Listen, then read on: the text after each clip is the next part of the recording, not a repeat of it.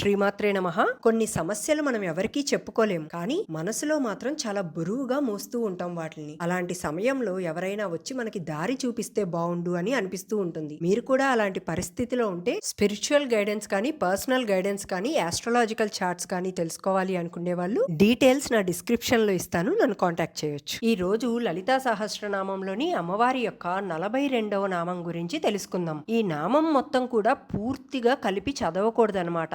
ముందుగా గూడగుల్ప అని ఒక విరామంతో పలకాలి, తరువాతే తదుపరి నామం నేరుగా చదవాలన్నమాట. అలాగే ఈ నామంతో అమ్మవారిని నమస్కారం చేసుకునేటప్పుడు గూడగుల్పాయే నమః అని ఆ భావంతో మనం జపించుకోవాలి. చూడండి, ఇది మొత్తం కూడా 4 అక్షరాల నామం. ఇది సాధారణంగా అనిపించే నామం కాదనమాట. ఒకే నామంలో దాగి ఉన్న 4 స్థాయిల యొక్క సత్యాన్ని చూపించే నామమే ఇది గూడగుల్ప అనే నామం. ఇప్పుడు ఈ నామం యొక్క అసలు అర్థమేంటో, దీని లోపల దాగి ఉన్న గూఢ రహస్యం ఏమిటో లోతుగా తెలుసుకునే ప్రయత్నం చేద్దాం. చూడండి, ముందుగా నామార్థాన్ని కానీ చూసుకున్నట్లయితే గూఢ అని మొదలు పెట్టారు వసిన్యాది వాగ్దేవతలు. ఇక్కడ గూఢ అంటే ఏంటి? రహస్యమైనదని నామం మొదలు పెడుతూనే రహస్యమైన నామం అని చెప్పారనమాట. ఇక్కడ గుల్ప అంటే చీలమండలు గలది అని అర్థం అనమాట. ఈ కలియుగంలో మనిషి జీవితం చూసుకుంటే పరుగులు తీస్తున్నట్లే కనిపిస్తుందన్నమాట. ఉదయం లేచిన దగ్గర నుండి రాత్రి పడుకునే వరకు పనులు, బాధ్యతలు, లక్ష్యాలు, పోటీలు ఇలా ఎప్పుడూ పరుగులోనే ఉంటూ ఉన్నారు. ప్రతి ఒక్కరికి ఒక లక్ష్యం ఉంటుంది. కొంతమందికి డబ్బు కోసం పరుగులు తీస్తుంటే, ఇంకొంతమంది పేరు కోసం, ఇంకొంతమంది స్థానం కోసం. కానీ అంత సాధించిన తర్వాత కూడా మనసులో మాత్రం ఇదేనా నా జీవితం, ఇంకా ఏదో కావాలి అని అనిపించడం ఇలా ఎందుకు ఆగటం లేదంటే అది ఈ కలియుగం యొక్క నిజమైన లక్షణం అన్నమాట.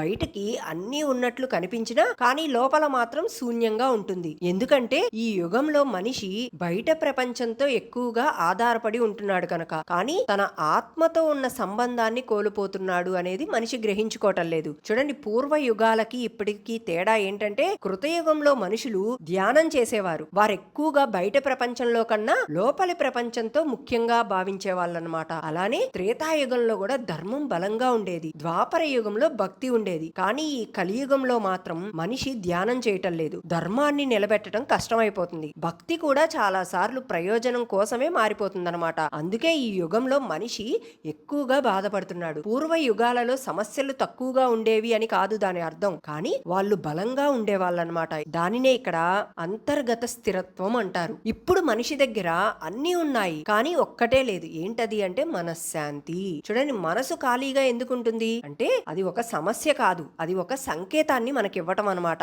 అది మన ఆత్మ మనకి ఇస్తున్న సంకేతం. నువ్వు వెతుకుతున్నది ఇది కాదు, నువ్వు తప్పుదారిలో వెళ్తున్నావు అని మనకిస్తున్న సంకేతాలన్నమాట. మనిషి బయట ప్రపంచంలో ఎంత పరిగెత్తినా లోపల ఖాళీ అనేది నిండదనమాట. ఎందుకంటే మనిషి అసలు స్వరూపం ఏంటి అంటే శాంతి, ఆనందం, చైతన్యం. కానీ ఇప్పుడు అతను తన అసలు స్వరూపాన్ని మర్చిపోతూ ఉన్నాడు. అందుకే ఎంత డబ్బు వచ్చినా, ఎంత పేరు వచ్చినా, ఎంత మంది చుట్టూ ఉన్నా కూడా ఒక్కసారిగా ఒంటరిగా ఉన్నప్పుడు ఆ ఖాళీ మళ్ళీ మొత్తం బయటికి వచ్చేస్తుంది అనమాట. అలానే ఈ కలియుగంలో ప్రతి మనిషికి కూడా భయం అనేది ఏర్పడుతుంది. ఎందుకంటే అతడు బయట ఉన్న వాటిపై ఆధారపడుతున్నాడు కనుక. చూడండి, భయం అంటే ఎలాంటి భయాలు? అమ్మో, డబ్బు లేకపోతే ఎలా, పని లేకపోతే ఎలా, సంబంధాలు మారిపోతే ఎలా, ఇలా అన్నీ కూడా కదిలిచ్చేస్తున్నాయి మనుషుల్ని. కానీ ఒక వ్యక్తి తన లోపల ఉన్న శక్తిని కానీ నిజంగా తెలుసుకుంటే అతడికి ఈ భయం అనేది పోతుందన్నమాట. ఎందుకంటే అతడు అర్థం చేసుకోగలుగుతాడు, అప్పుడు నన్ను కాపాడేది ఈ బయట ప్రపంచం కాదు, నా లోపల ఉన్న శక్తి మాత్రమేనని. ఆ శక్తి ఎవరిక్కడ అంటే అమ్మవారు అన్నమాట. అది దివ్య చైతన్యపు శక్తి. అలానే మనిషి అసలు వెతుకుతున్నది ఏంటి అంటే చూడండి, ప్రేమ, శాంతి, రక్షణ, స్థిరత్వం ఇవన్నీ కూడా మనకి బయట దొరికేవి కాదు. అవన్నీ కూడా దొరికే చోటు ఒక్కటే. ఏంటది అంటే అదే మన హృదయం. మనసు ఎప్పుడైతే నిశ్శబ్దంగా, నిశ్చలంగా ఉంటుందో అప్పుడు మనం లోపలికి చూసుకున్నట్లయితే, లేదా అలాంటి సమయంలో మనం ధ్యానం చేయగలిగితే అప్పుడు మనకు తెలిసేది ఏంటంటే మనం వెతుకుతున్నది ఎప్పటి నుంచో కూడా మన దగ్గరే ఉంది.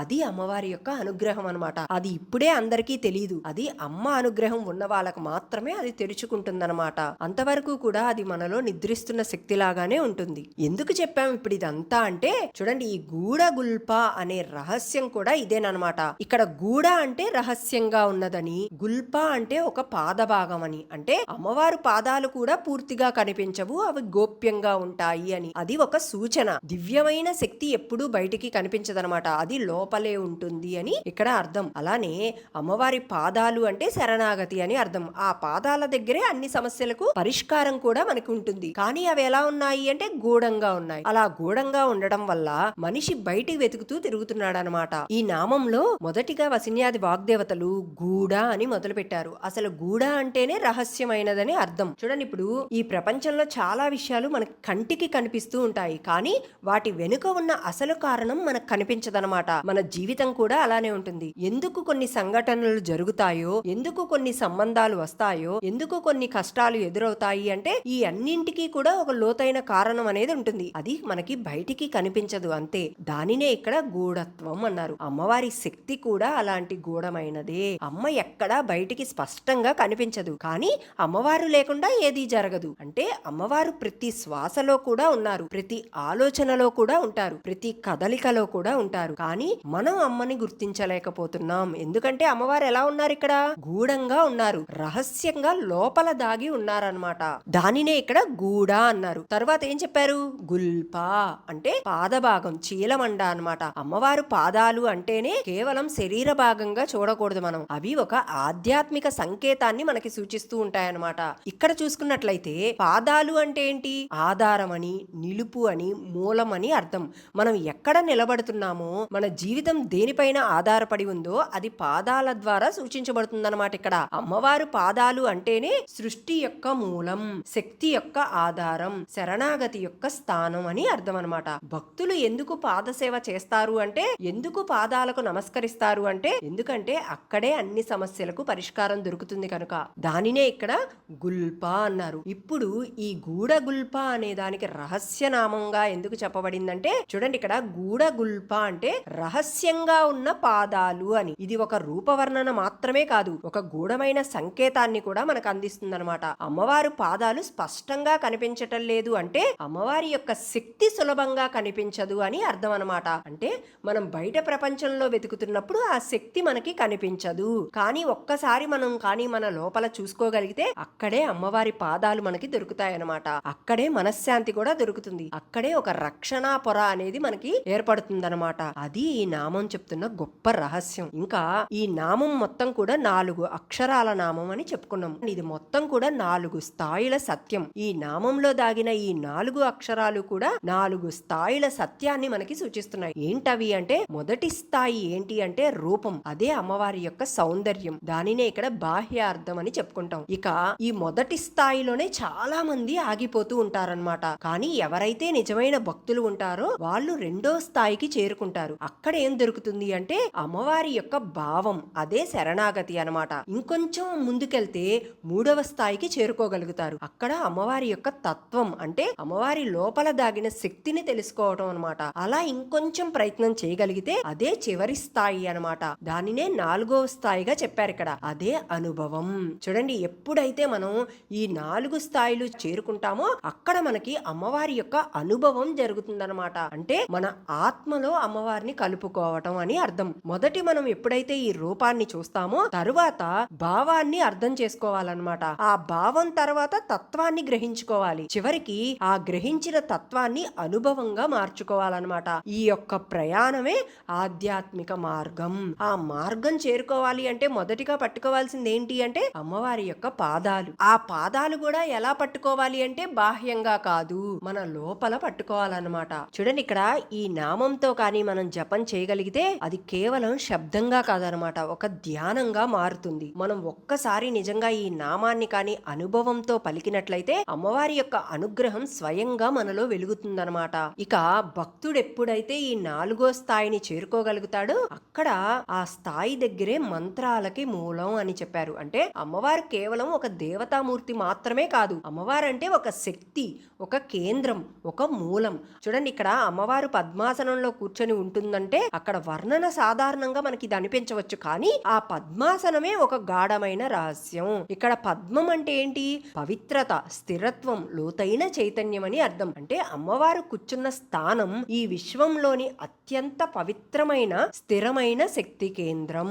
అమ్మ కూర్చున్న చోట మంత్రాలు ఆవిర్భావం జరుగుతుందన్నమాట. శక్తులన్నీ కూడా ఉద్భవిస్తాయి, సృష్టి నడుస్తుంది అని అర్థం. మనకు ఈ మంత్రాలంటే కొన్ని పదాలు, కొన్ని శబ్దాలుగా మాత్రమే అనిపిస్తూ ఉంటాయి, కానీ నిజానికి మంత్రం అంటే శబ్దం కాదు, అది ఒక శక్తి రూపం. ప్రతి మంత్రానికి కూడా ఒక స్ఫూర్తి అనేది ఉంటుంది, ఒక చైతన్యం అనేది ఉంటుంది. అది ఎక్కడి నుండి వస్తుంది అంటే అది తెలియకుండా ఒక శక్తి నుండి వస్తుంది. ఆ శక్తి ఎవరిక్కడ అంటే అమ్మవారు అన్నమాట. బీజాక్షరాల గురించి మనం వినే ఉంటాం. ఈ బీజాక్షరాలన్నీ కేవలం అక్షరాలు కాదనమాట, అవి సృష్టి యొక్క మూల శబ్దాలు. ఆ శబ్దాలన్నీ కూడా అమ్మవారి హృదయం నుండి ఉద్భవిస్తాయన్నమాట. ఎందుకు చెప్తున్నారు ఇదంతా అంటే చూడండి, ఇక్కడే ఒక గొప్ప సత్యం మనందరం కూడా అర్థం చేసుకోవాలి. ఎందుకంటే శక్తి అంటే అది అందరికీ లభించేది కాదనమాట. శక్తి అంటే కేవలం ఒక బాధ్యతనో బలమనో కాదు. ఒక భక్తుడు సిద్ధంగా లేకపోతే అతడు ఆ శక్తిని అర్థం చేసుకోలేడనమాట. అలాంటప్పుడు ఆ జ్ఞానం అంతా కూడా దాచపడి ఉంటుంది. ఆ జ్ఞానం దాచపడింది ఇక్కడ అంటే అది ఎవరికి పడితే వారికి చెప్పే విషయం కాదని అర్థం అనమాట. మరి ఆ జ్ఞానం మనకి ఎలా తెలుస్తుంది అంటే శిష్యుడు అర్థం చేసుకునే స్థాయి ఇక్కడ అవసరం అనమాట. శిష్యుడు సిద్ధంగా ఉన్నప్పుడు మాత్రమే గురువు రూపంలో వచ్చి అమ్మవారు ఈ సత్యాన్ని భక్తుడికి చెప్తారనమాట. అంటే అమ్మవారి శక్తి భక్తుడు ఎప్పుడైతే సిద్ధంగా ఉన్నప్పుడు మాత్రమే అతడు ఈ రహస్య నామాలని తెలుసుకోగలుగుతాడు అని అర్థం అనమాట.